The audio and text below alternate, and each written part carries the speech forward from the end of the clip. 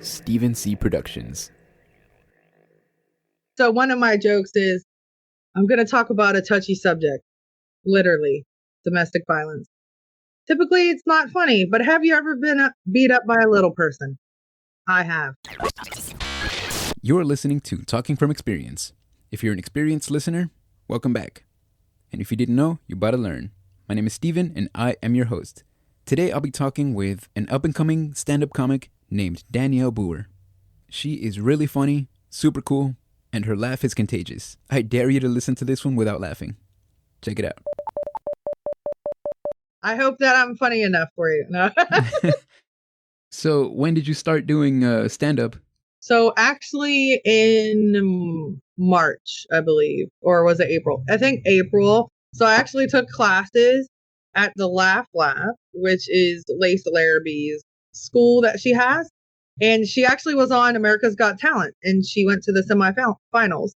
So she did really well. But she has classes in Atlanta, Georgia, where I am. And I did those, and it taught me a lot, helped me with like stage presence, and she teaches you like what the phrases mean and how to hold a mic, like all that basic stuff. Yeah, that's really cool.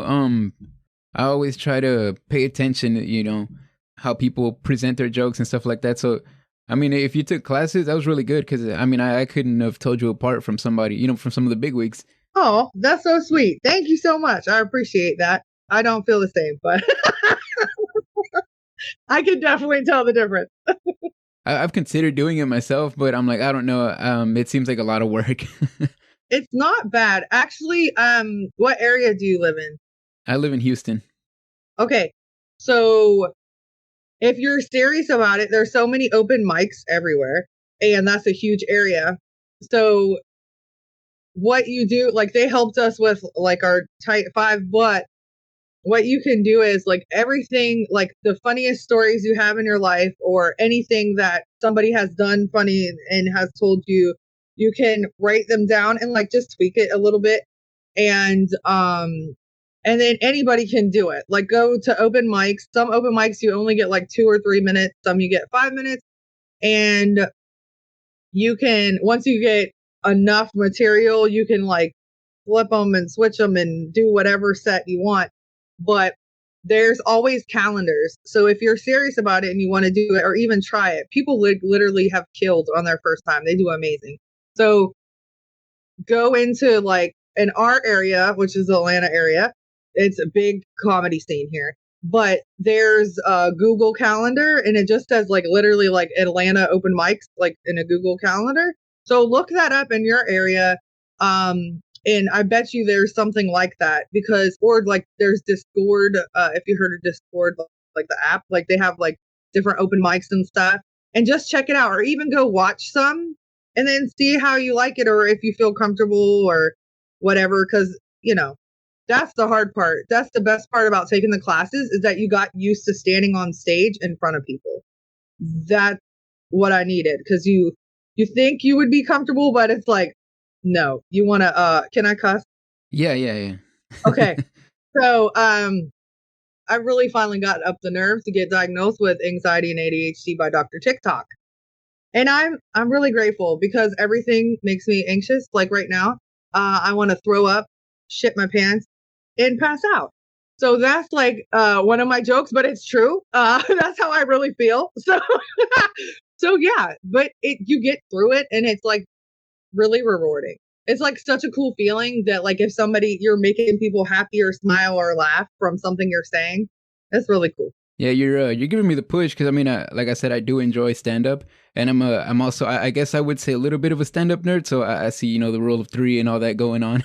Yes, you should definitely, absolutely do it. And that's the thing. Study like people that you like or that you find funny. Study what they do and study their transitions. And especially in a lot of the specials that are very long, is like I started pointing it out to my boyfriend. I'll be like, oh, he's transitioning. And it's so cool. It'll be like about like they could be talking about food and then they want to talk about family. So it'll be like, oh yeah, my cousin always made that. And then I'll be like, yeah, and family, when we go on a trip, you know what I'm saying? Like they transition like that and it just flows very smoothly. And some comedians literally don't even write anything. They just do crowd work. And that works for a lot of people. So if you felt comfortable doing that, like every set, they would ask the same questions to a different crowd. And then they respond off of that and they go back and forth. And that takes a lot of comfortability and like a lot of experience to be able to just like go bounce bing bing bing like that. And it's fun and it's funny and it's really cool, but I have not gotten to that point yet. Where I'm like, I'm not comfortable doing that yet. Yeah, I think as far as being on stage, I feel like I'd be pretty comfortable. I'm a musician, so I've performed. I think the only thing holding me back is cancel culture. I feel like I don't know that I'm too politically correct. You'll be all right. So it just depends, it's just everything's situational, which is something I learned the hard way. I already knew that, but I did a long set with, I did not change my material because I was new and I didn't have another 15 minutes of material. And their culture did not think what I was saying was funny. So if I was more comfortable, I would have been able to switch it up and I would have asked like the birthday girl, like, what does she do? And then I could have went off of that because she was going into the medical field and I'm in the medical field. So I could have played it off of that. But I let my emotions bother me because I already waited. Literally, they pushed back my set like 3 hours and I sat there and did nothing for 3 hours waiting. But I should have been able to switch it up. But like I said, I was so new. I didn't have another extra 15 that would make sense. So you got to know the crowd. So for instance, if I go to a place where my kids are mixed, okay? So if I go to a place where I'm the only white person, then I do material about my Baltimore days and stuff like that. Or my baby daddy, okay? I got a few baby daddies, okay? So I do that kind of stuff. But I learned other people don't think baby daddy stuff is very funny. They're like, oh boy, you're a whore. You know what I'm saying? Like, they don't find that cute. Okay. They're like, no, ma'am, get away. So, you just have to know the crowd. So like, if you say, for instance, if I go to a church thing and do jokes and I'm talking about all those things, yeah, that's canceled. Right. They're going to be like, back up, go away. We don't want you no more. But if you go to a fun bar in Houston or whatever, you should be fine. Unless you're just saying like, really racist or belligerent stuff, then that's not acceptable anywhere, right? So it just depends. I mean, everywhere you go, like say, okay, Houston, there's a lot of cowboy stuff or whatever. I don't know. Not like the Cowboys team, but I'm saying like, like rodeo, like cowboy stuff. You could do a whole set about that. I don't care what place you went to, they probably laugh because it's relatable to them, right? So you can do it, especially if you're a musician. Now, speaking and playing is two different things I've heard. I actually interviewed a rapper that now does comedy, and he said, he said it's a total different world. You are, like you said, you know how to be on stage. You feel comfortable on stage. I think you would do great at it. You should try it. Yeah, definitely. There's a really good venue here. It's actually not too far from where I live, and I've been wanting to check it out. It's called The Secret Group, and I think they're having a festival here called Come and Take It. I think this year they're having Mark Normand on there. Wow. That's so cool. Yeah. That'll be fun. And see, honestly, the more open mics you do, or the more you're getting around, then you start getting booked stuff. So then people will be like, oh, I want you in my show, or I liked this joke. And then sometimes, though, they're specific on what they want you to do. Because, like, say, for instance, I don't know, you do a bit about dogs or something. I don't know. I'm just making up stuff. Then, and that's what the person saw you do. Then sometimes they want you to do that exact set. But for the most part, if somebody likes you and they really like you as the energy, like the brand is you, right? So when you're doing comedy, like unless you just make up everything you say, that's your story most of the time, right? So you're going to incorporate your real life, your real experiences. So that's what they want. They want you. They want your energy. They want your or whatever you are. That's what they want, right? So that would be so cool. Just try a couple, or like I said, there's one here that I love that's at a hookah lounge, and it's such a chill environment. Like they have it's a gaming place with a hookah lounge. How cool is that? Well, yeah. So like everybody's like, it's just like so fun, and it's not like nerve wracking. It's the one I'm the least nervous at because, it's mostly the same people all the time. And everybody's like kind of young, and it's just fun. And like, you just go out there and say whatever you want. I mean, of course, like you said, cancel culture, but you don't want to say anything like too overly offensive because that's not funny. Like, you know what I'm saying? Like, that's just mean. Like, mean is not that funny. Some people find it funny, but but others, so just watch, since you watch so much comedy, I mean, look at Dave Chappelle. He says whatever the world he wants. Anything he wants, he's going to say it. Right? Well, yeah, but I mean, I like to think they've already, they've earned it. So there's some people that are just uncancelable. Right. Well, yeah. So people try, but it's really hard. They try to. Yeah. Him and who else did they try to? Just a few people they've tried, because Cat Williams, but like they literally say whatever. Now I wouldn't be that comfortable to get to that point, but like you said, they earn it. I mean, they've been in the game so long, and they're so good at what they do. And I mean, comedy is it is difficult to an extent. No, I say it's pretty difficult. Just because like everybody likes a different thing. Okay. So I had people that I work with that went to go see Tim Allen, and they liked Tim Allen, but they said he wasn't even that funny. His opener was funnier, because they like when people make fun of people. But that's not my cup of tea. So I probably would have thought he was funny. You know what I'm saying? Everybody has a different taste, just like in food, music, whatever. So who are the comics that you model yourself after, or the people that, encouraged you to get up on stage? So to be honest, the person that encouraged me and kind of pushed me the most is definitely not a comic, but it's my boyfriend. I was always scared, and he's like, you always wanted to do this, try it. And just like with, I did some background acting and stuff, and now I'm writing a sitcom pilot and different things. But like, he really pushed me. He's very supportive, and he knows how bad I want it. And he's like, go try it. And so I did. But I mean, I love my teacher, Lace Larrabee. She's hilarious. Melissa McCarthy. Oh, I love Melissa McCarthy. So I love Joe Coy. Do you know who Joe Coy is? Definitely, yeah. Oh, love Joe Coy.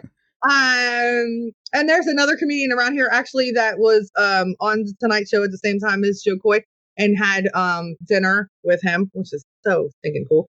Her name's Catherine Blanford. She is hilarious too. There's so many people, and they're not just females. I love male comedians, but there's so many that I have always like looked up to.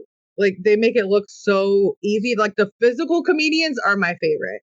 So that's what I love about Melissa McCarthy, because she will fall for no reason. Like, if it's funny, she will just fall. Like, she'll do anything to make the laugh happen. So, but there's so many that I'm on the spot, and I can't think. I'm sorry. But let's see. Of course, I said, okay, I love Kevin Hart. And there's just so many that I love that I can't even, Eddie Murphy, like all of them, like back in the day, have always really made me want to do it. But like Joe Coy, yeah, he's like, to me, he's like wholesome, but hilarious. Like, he's not offensive. He really doesn't make fun of people other than his family. And that's kind of what I do. Like, I talk about my own life, make fun of myself and my family.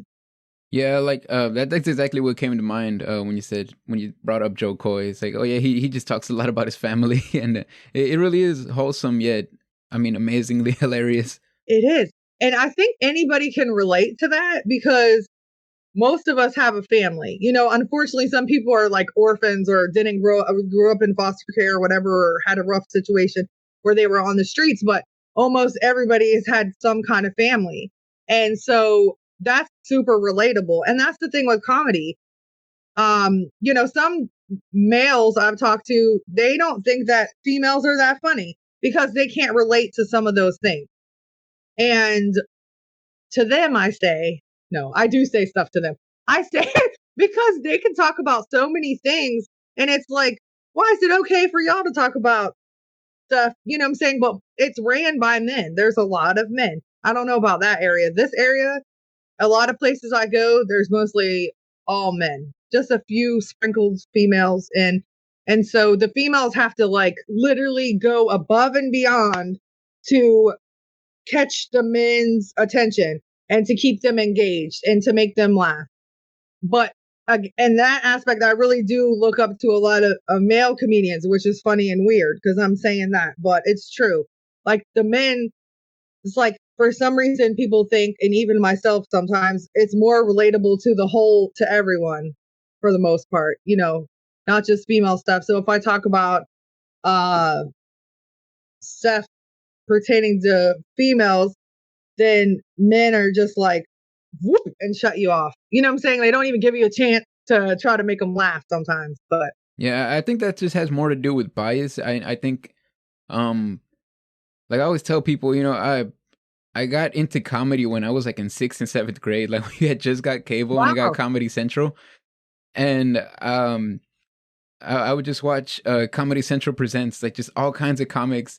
And what drew me in was the storytelling and the way that even if I couldn't relate, they put me in their shoes. And I was like, I feel like I've experienced what they have. And you know, I've never felt like that even about female comedians. I listen to what they're talking about, and even if it's something specifically that has to do with mainly females can relate, I enjoy, you know, being able to, okay, so this is what's going through their mind. You know, I can't relate, but you know, I feel like I've been there with them.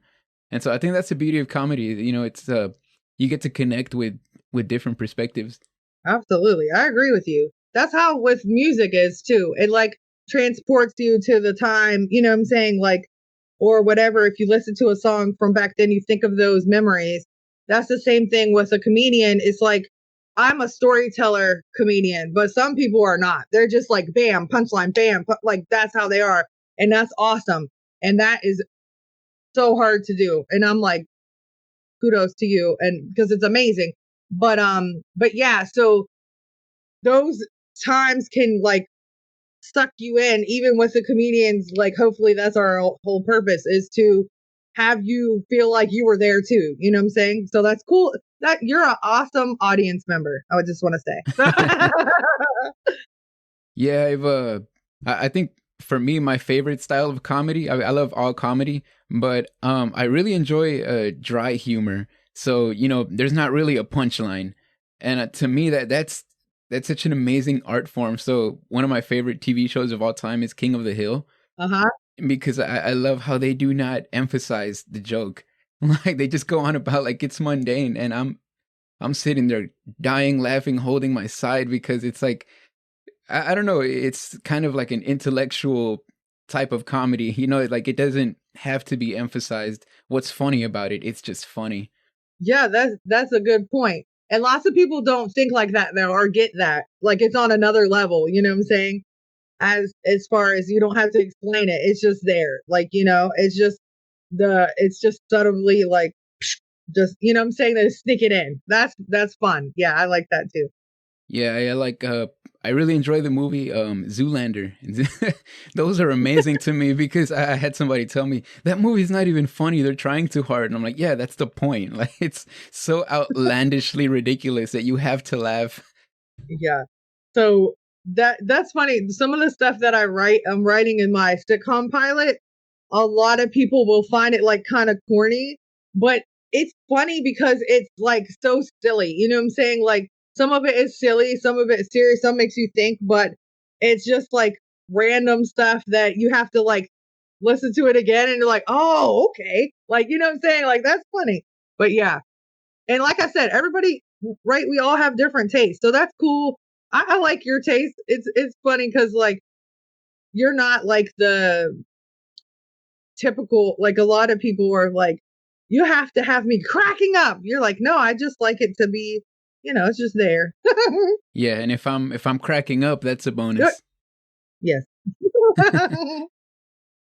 Yeah, like what's his name? Mark Maron is one of my favorites because he'll sit there and just he won't even emphasize the funny part. He'll just tell you the story. He'll tell you what happened, and it's like his perspective is so out there, and I love how he presents it as serious, and to me that's the best part.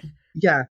So those people like make me nervous a little when people are like so serious, but they're joking, and you're like, is this a joke? Is this wait, is it a joke or is it not a joke? I don't know. It's like you can't tell sometimes. Like, but I find that to be so funny. Some of the doctors I work with are like that. They crack me up. They'll say something like under their breath that is absolutely hilarious. But then I'm thinking, is this meant to be a joke or what are we doing here? But it's really funny. Yeah.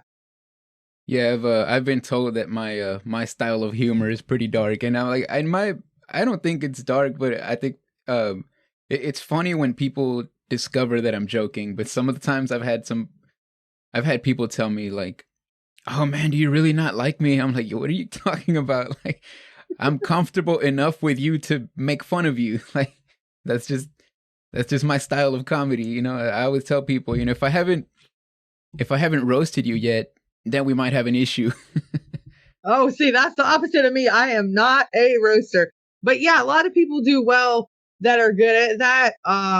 But again, like you said, cancel culture, because it just depends on what you roast, right? You don't want to roast handicaps or anything like that. Like some people have made fun of like something that is like they can't help, or like this one comedian, oh my gosh. He said something about somebody's hair or they didn't have hair, and she said it's called cancer. And he was like, oh. And then like somebody changed the subject. He's like, thank you for taking us off the cancer talk. You know what I'm saying? But like you do gotta kind of be careful because you don't ever know what somebody, if they have a disability or something, you know what I'm saying? If this is something serious or so, but some people, if they're going through something so hard and so traumatic, sometimes they have a great sense of humor. So they would find it to be funny and not hurtful. But yeah. I think that's the beauty of a good roaster is that it's perfectly timed, and people know that it's a joke.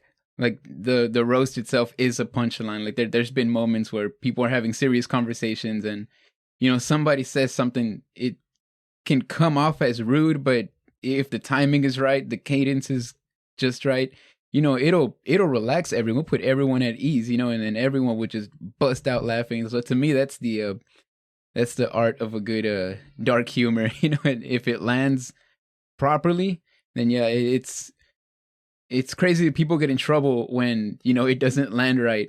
But to me, like the art and there's an art and a beauty for when it does. Yeah, I see what you're saying. Speaking of having a disability, which is funny because I'm legally blind, so I feel like I could probably get away with some of that stuff. It's like, okay, so raise your hand if you can tell that I'm visually impaired. That joke is for me. That's funny. You can't tell. Yeah, so some of the comedians that I loved on AGT do have disabilities. Like, well, the one guy has Tourette's, and he is hilarious. I love him. I follow him. This one lady is deaf, and she's a comedian, and a lot of her, oh my gosh, a lot of her jokes were about her being deaf, and then also her dogs. She has like 3 deaf dogs, and then she has one that's not.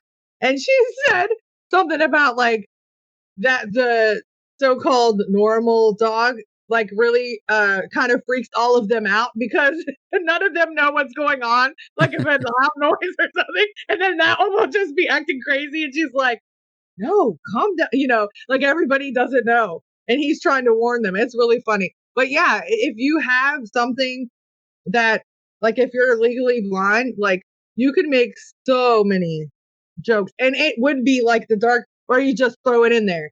You're like, Yeah. blah, blah, blah, blah, blah. Well, I didn't see it, or I couldn't tell, you know what I'm saying? Or blah, blah, blah, like that. And then that would crack people up because it's, some people get offended and it's about you, which doesn't make sense because it's like, it's about me. I can say what I want. Now, or some people will be like, my disability is the best, or something like that. You know what I'm saying? Like, I feel worse, feel bad for the other ones because at least, what I'm saying, like, you could play like with it with that, or like stuff like that. So, one of the guys I follow on TikTok, him and his wife, he's legally blind, and he is hilarious. Like, the things that he says and does is so funny. He does a kick where he kicks himself in the head and he says he doesn't know it's coming. It's so funny. Like, who does that? Like, who kicks himself in the head? But he does it all the time. It's very fun. Yeah, that would be cool. Write a set like that. And just write the funniest things, or if anybody's ever said anything to you that's funny, or if you literally have fallen because you couldn't, that's not very funny, but it could be funny to you. But if something happened because of you being legally blind or something, and then write it to where it's like clever and like subtle if you want, and then like I bet you people will laugh. But that was funny. So yeah, that's the thing. If we take our stuff, and like when people talk about what race they are and then they talk about that kind of stuff, I think that's funny because they're talking about their own own race, not like other people's race, but or like their culture or stuff with, like how the parents are or whatever the case may be, or the food in a different ethnic background or whatever. Like, that stuff I love because we can all relate, or like, anything that happened to you because you're legally blind. That would be funny, as long as nothing bad happened to you or something. Then everybody will go, "Aw," and you don't want them to do that. People have done that to me so many times, and I'm like, no, it's supposed to be funny. Don't feel bad. Yeah, it's happened to me before, just in social settings where I'm telling a story and it's supposed to be funny, and half of the room is and then the other people are like laughing, and I've had somebody explain like, no, it's supposed to be funny, and I'm just laughing at them figuring out whether I'm joking or not, and that alone is so hilarious to me. Like, dividing a room, I don't know, I feel like that's probably a no in comedy, or it's gonna happen a lot, but. Like, to me, that's hilarious when two people can't agree. See, you would love it then. That's cool. Yeah, you sound like a typical comic. I do not. I'm so caring and nice, and I'm like, oh, but what if? And people are like, who cares? I'm like, what if I offend so and so? And they're like, who cares? I'm like, I care. I still say it sometimes, some stuff, but sometimes I'm just like, I don't know. But, I mean, that's because I'm too big. So if somebody comes and attacks me, I'm too fat to run. And so I either have to just like lay down and wave a flag of surrender, or wait till somebody rolls me off the stage. And I don't know if they would do that, So I can't afford bodyguards. And so, yeah, I try to be careful. I'm like, I don't want to offend nobody, because if they come beat my butt up, I can't run fast. So I'm in trouble. Yeah, so I guess I would just tell him, hey, you don't have to tackle me. I already can't see. Just chuck something at me if you don't like what I'm saying. Oh, oh gosh. I'm not about to I have duck. a hard time getting up. Don't knock me down, okay? He said, I'm not about to duck. This is a cane, not a baseball bat. Do you really carry a cane? Like, do you? I use it when I go new places, so I can see just enough to get around if I'm familiar with the place. Or even sometimes I'll take it somewhere and I'm like, oh, I didn't even need it. But especially if I'm going someplace I've never been, like, I just don't want to. Sometimes people suck at designing buildings and there's random stairs. Yep. I actually I interviewed, but I've known her almost her whole life, since she was like 5, maybe. She actually is has cerebral palsy. She's always been in a wheelchair. So she was talking about that. She's standing up for the rights for the Americans with Disabilities Act, and she's trying to get more companies to follow it because it's legal. Like they have to legally follow it, but a lot of them don't. So a lot of buildings she was saying she can't even get into because they don't have ramps and all this stuff, and she can't get the doors open. She can't get in because of a wheelchair, and it's really sad. So I'm sorry that you have to go through that, and it's really ridiculous and not fair that all of us don't have the same opportunities, and that goes to like, you know, different racial, you know, that's different races, that's different genders, that's different whatever. We don't have the same equality, and especially with disabilities, that you might not be able to. And I talked about that too, because when I was a waitress back in the day, we used to have menus with Braille on it. And we used to have all this stuff. In the hospital, we used to have stuff with Braille on it. We don't have that anymore.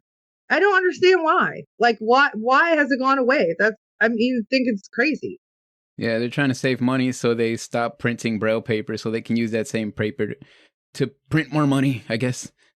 That was funny. Okay. So you need to write that down when you listen to this back. Write it down because that was hilarious. Like that was very funny, and it was very subtle. Like it was funny.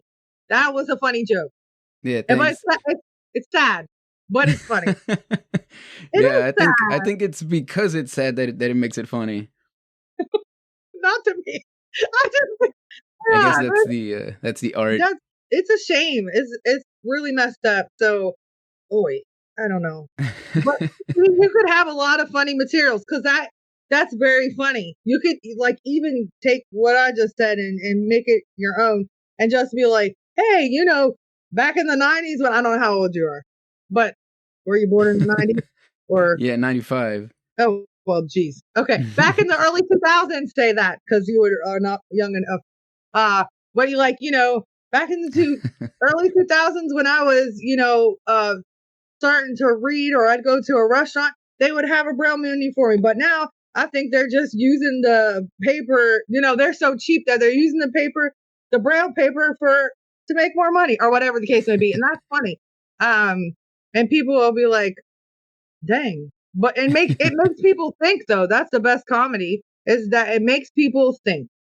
Yeah, I think that's why I was so excited to have a comic on here because we can, you know, bounce ideas off each other. I could even go, so I'm 27, but an old person told me that back in the early 90s. Right, and I'm 40, and I'm like, what the? That's right. Back in the day in 1997, and you're like, that's not back in the shoot. I was a junior in high school then. No, sophomore. Oh, I was a sophomore in high school. Yeah. So, you know, the funny part is that my boyfriend, okay, I'm 40. My boyfriend is 1 year younger than you. Oh, wow. True. Yeah. So when he talks about when he was little, now I was a freshman in high school when he was Yeah. That's not right. But he's so mature and so cool. Like he's such a good guy and he's so mature and he's so different than anybody that I've ever, you know, like my ex-husband, everybody. So he really is like, I always say like he must have been born before or whatever, because he's so different. But yeah, it's really funny because he talks about stuff and he's like 50s old. I'm like, what the hell? I'm almost 50. Don't say that. But you probably think 50's old too, don't you? Actually, I have 2 young kids right now. The oldest one is 2.5. And I can't wait for them to get out of the house because I say me and the wife will be in our 40s when they're out of the house. So I'm like, as long as we stay healthy and, you know, don't pick up any awful diseases, we'll still be able to, you know, live our 20s. Yeah. See, I had kids young too. So, well, younger than you, it seems, but, so yeah, you're right. But I started over. So I have a 9-year-old now. So, and, but it's all good. She's awesome. So she's not out of the house yet is what I'm saying. Yeah. We have a while to go. Yeah. It's, you know, it's funny because, growing up Hispanic, it's weird if you want to get out of the house when you're young. I remember being, 18, 19, 20, and I had a job. I I had my own income and stuff like that, I was still staying with my family, and I would bring it up, hey, I think I might want to move out and live on my own. Everybody immediately, what happened? Oh, who are you mad at? I'm like, nobody. I just want to be independent. I'm like, I wish I had a white family. No. No, see, that stuff is funny. So write that down. I sound like I'm interviewing you. I'm not. But write that stuff down, because that is hilarious. Like, and especially because where you live is a lot of Hispanic. There's a lot of Hispanic people there. So they might be like offended and be like, what the? No, why you want to be white? But no, that's funny because that ensues that white people kick their kids out and let them leave early. That is hilarious to me, because I left at 17, actually. So, but not because my parents made me. I just want to clarify that. They did not tell me, peace out. My son left at 17, my oldest son. My second son left at 17, but he moved in with his dad. But my oldest one moved out, and he said that to me. You did it. And I was like, he's not wrong. He's absolutely right. I made him, I made him graduate high school before he like completely, but he's been on his own for years now, and I'm proud of him. So it's all good. He's making good choices. But yeah, that's funny how old were you when you actually moved out? 25. Okay. That's not that young, but yeah, that's funny. What it took was knocking somebody up and marrying them for them to realize, you know what? You can't live here forever.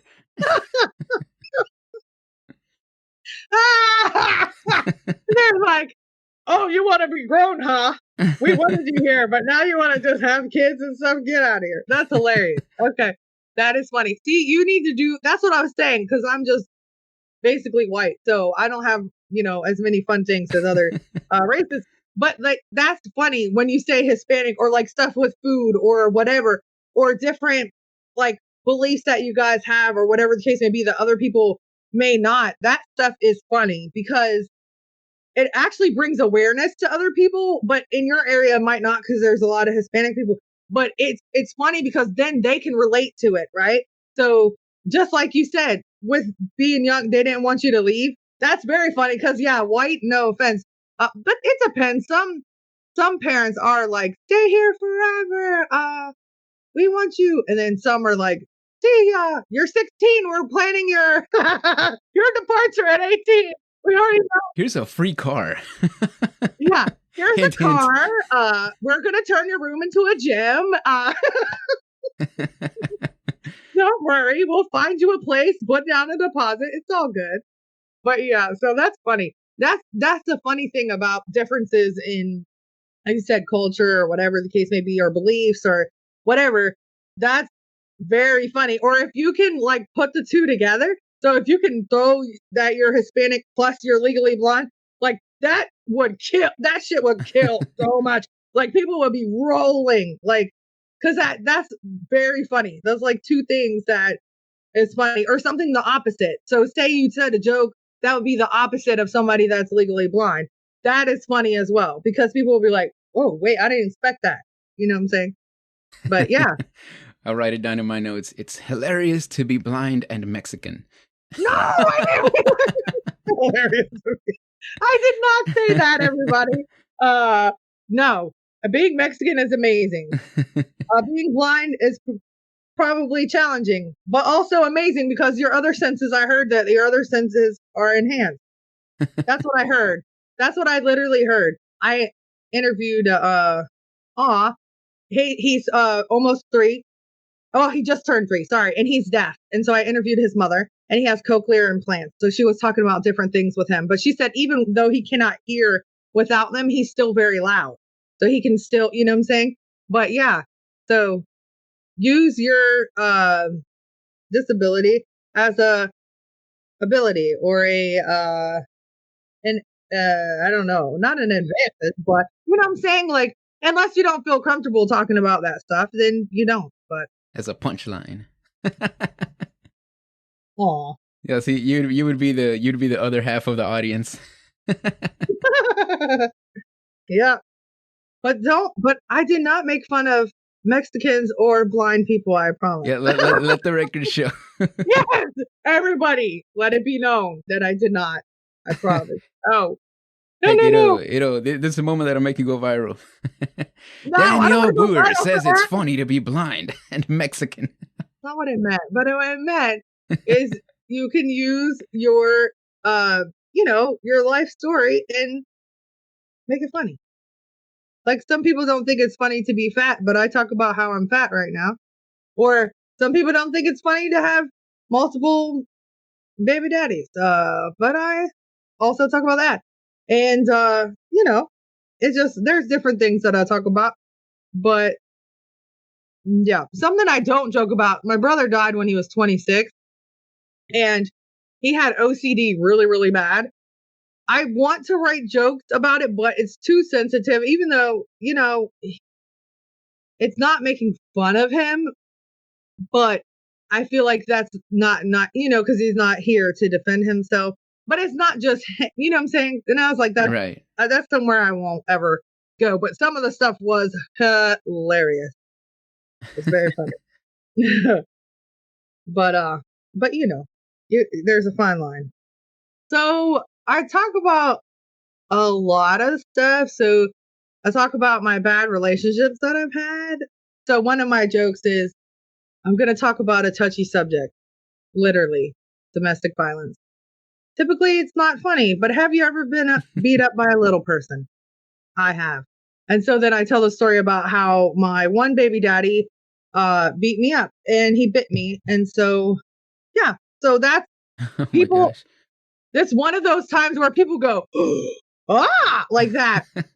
But I make it funny. So I say, okay, I'll just say it really quick. So I'm like, it's going down for real. And then he throws me up the stairs. We roll down the stairs. I hit my head on the front door. My friends run out of the back door. There's no snitching in Baltimore. So now I'm on my knees and we're the same height. So he puts me in a chokehold like Booker T. And all I can think of to do is punch him in the face continuously until he chops down on my hand like the jaws of life. When I pulled my hand away, I could do nothing but laugh because I saw his extra row of teeth embedded in my hand. So I yelled out, "Shark bait! Ooh la la!" And that made him more mad. So he beat me up some more. But anyway, yeah. So that's basically the joke. And then I talk about how I went to work and it was embarrassing because I had to explain it wasn't my toddler that bit me. It was a grown little man that bit me. Yeah. So I talk about that. I talk about all kinds of stuff. I have all kinds of different jokes that like pertain to different things in life and different experiences. My dad, like he had a job that if he told us what it was, he'd have to kill us. And he really could kill us. But luckily he didn't. So that's good. But he was in the military. So he was trained to do a lot of stuff. Well, like I talk about all kinds of stuff. And it's very fun. It's like very therapeutic, I can say. So if there's something that ever has bothered you, talk about it on stage. That's gonna let it go, let it go, let it go. And it makes it fun. And then you can laugh. I think the best thing about comedy is that you can literally look back at your life, either your mistakes or things that happened to you, and good or bad, and you can just like say, "Holy, that was hilarious," or "Oh my gosh, I can't believe I got through that." Right? So it's like therapeutic. It's really cool. One of my favorite bits is, have you heard of Ali Sadiq? I think so. Yeah. Yeah, Houston comic. He got famous for a bit called Mexican Got on Boots.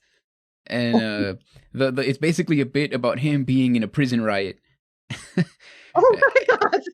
Yeah, and I mean, like, I can imagine that, experiencing that, and you know how terrifying it is. But he was able to turn it into one of the funniest bits, that's out right now. I saw it on social media before I even knew who he was, and then it made me look him up. And one of his latest specials, he talks about selling crack, and all shooting people, and I'm like, wow, like all of that sounds awful, but like you said, that's the beauty of comedy. You can take your experiences and figure out a way to put them together in a way that, can be therapeutic to you and informative, insightful, but entertaining to thousands of people. Right. Yeah. Absolutely. Because and like you said, like it can invoke emotions. I think anything that can invoke emotions is something like amazing and can be therapeutic, like music, for instance.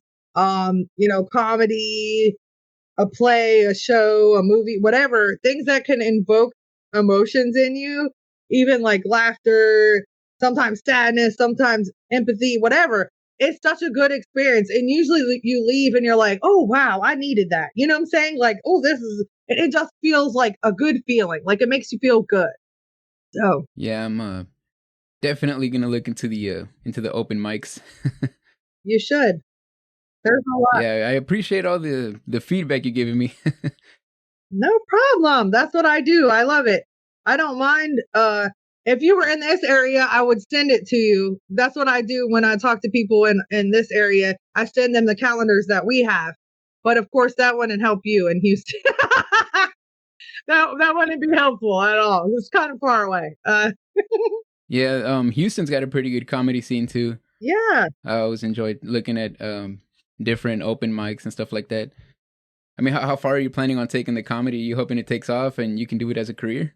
So yes and no. I think comedy, yes, it has a lot of different facets. So I think that at first I was like, oh, I want to have a special and I want to do all this. But now I use comedy to write my sitcom pilot and, on my podcast and other things that I do. And I'm going to start doing public speaking soon. So, I use it in my everyday life as well with my patients. If they're going through something, I try to make them laugh and everything. So I do want it to be in my career, but maybe not so much as just stand up, to where like that's what I was heading at first when I wasn't doing all these other things. So now that I'm like doing the writing the sitcom and stuff, I want that to take off. And then of course that's comedy, just like the sketch writers and all that stuff. Like, I want to do that. So different facets of comedy, I definitely include in everything in my life. I try to, and like I said, it's therapeutic for me and other people, and hopefully you can help them in different ways. And so that's my whole purpose in life, I believe, is to help others and to spread joy and positivity. So that's what I try to do. What's the premise of the sitcom? So it's called. So I'm laughing because my whole life I've said I've been a mom since 18, and I've always said drama for the mama. And when I was a restaurant manager, drama for the mama, and I'm the mama. When I was whatever, I'm like drama for the mama. So that's what it's called. And actually that's so funny because my script is written like right in front of me, in a tab. So, and I can see it there. So yeah, it's just basically is a 40-year-old that's trying to raise her younger child better than she did her older one when she was a teen mom. And so her mother, that was estranged from her when she was young, ends up like calling her out of the blue and wants to move in with her. She doesn't really know her kid, the grandkids or anything. And so it's basically about that. There's every sitcom. I mean, every episode is going to be drama for the mama. Sometimes the older mama, which is the great grandma, because there's also a grandchild involved. So her oldest kid has a grandkid and they moved in. So it's her old son, 20 something year old son, his daughter, and then her teenage daughter. And then now the grandma. And the best part is that she has a senile cat that has feline dementia. And so that character is hilarious because she wears clothes and everything that matches her mom. So that cat's going to do some crazy stuff, which I don't know how that's going to work in real life, but we're going to make it work. So that's the part that's exciting. The cat's name is Mrs. Cat Benatar. And so she's fun. So that's the fun thing. There's the innocent is the little 6-year-old granddaughter of my character, which is Taylor. And she says like very silly stuff and very cute stuff. But then the son says a lot of like stuff and he's more like a player and like, you know what I'm saying? There's so many different things. And eventually I'm going to work in that in the show. Her boyfriend's going to be a lot younger, just like mine is in real life. And that's going to add a lot of drama. So, it's going to be fun. And there's a lot of fun things, a lot of wholesome things. And because in the show, my family's biracial, like in real life, there's going to be some really good lessons also, just like on Family Matters or Cosby Show or like stuff like that, where they incorporate real life issues that people are going through, of color or whatever, different things.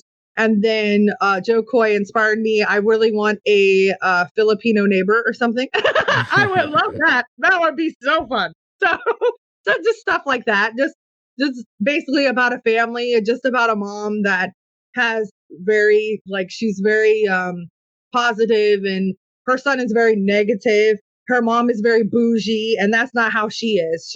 And her daughter is very like eccentric and like free and like, oh, you know what I'm saying? So they're all way different than each other. And that's what makes it funny, because it all clashes together. But basically it. Yeah, well, that sounds really cool. Thank you. Where are you planning on releasing? So I have to, I just started changing a little bit of it yesterday because I wanted to, Atlanta, of course, also is another big film industry area. So I wanted to film it myself, but I changed Act 2 to be in a store. So I was like, how am I going to shoot in a store? Unless I go get permission from somewhere and then shoot it when they're not open. So that's going to be hard. If I was doing the other version I wrote of it is basically just in the house, then I can film it whenever, because I have a lot of studios that, I could shoot them at.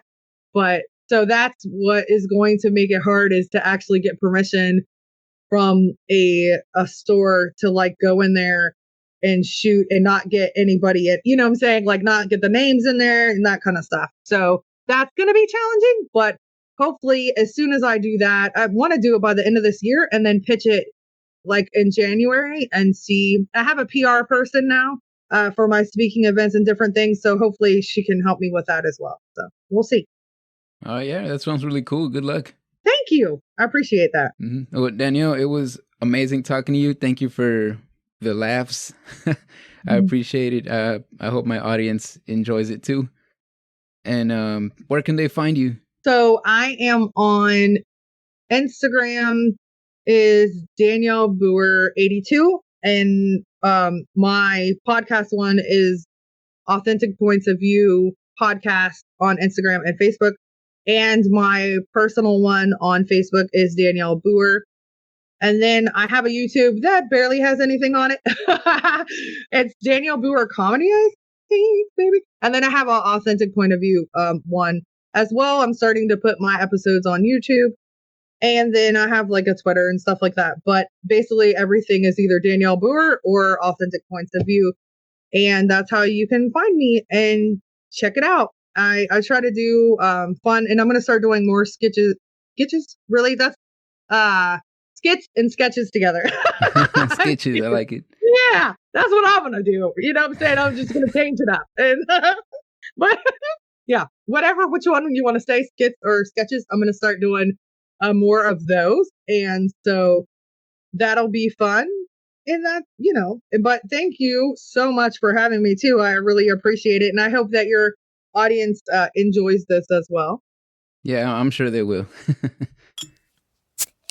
What did I tell you? This was a really fun episode. I had a great time talking to Danielle, and I can't wait to have her back. Check out her podcast, her YouTube channel, and follow her on Instagram. Links to all of that will be in the episode description. Like always, please rate and review this podcast on whatever podcast player you're listening to, and reach out to let me know what you think about this episode. Links to connect with me are also in the description. Thank you so much for your support. Also, I'm thinking of incorporating a theme song or theme music into the show, so I'm accepting submissions. If you're into making music or anything like that, you want to try making your first beat, feel free to create anything that you believe encapsulate the essence of this podcast. Once again, I appreciate the support, and I'm looking forward to what you guys create. We'll talk next time. Bye-bye.